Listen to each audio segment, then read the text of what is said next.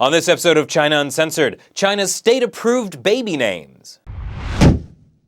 Hi, welcome to China Uncensored. I'm your host, Chris Chappell. Listen, Chinese people, I don't say this much, but seriously, you have to be more cooperative with your government.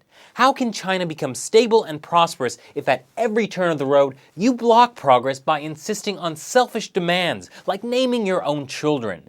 That's what we do in America, and America is falling apart. There are more than 300 million people in the United States, and 90% of those people are covered by 70,000 different surnames. Chaos! How can any computer handle all those different names?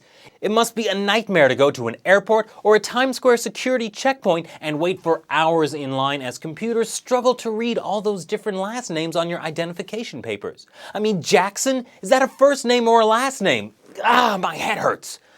But in China, with a population of 1.3 billion, 87% of them share the same 100 surnames.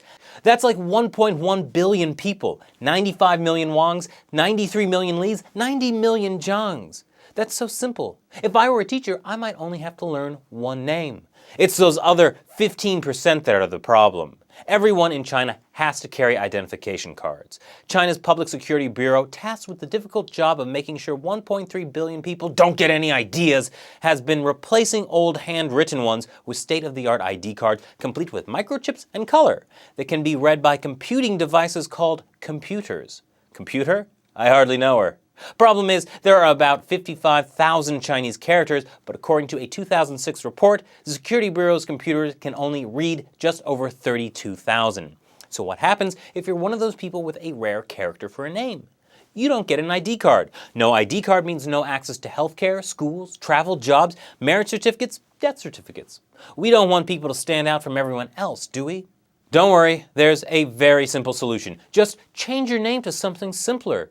Is that really an unreasonable demand for a government to make? Just in August this year, the government standardized a nice, simple list of over 8,000 characters. 8,000 characters for common usage. That makes naming your kids easier too.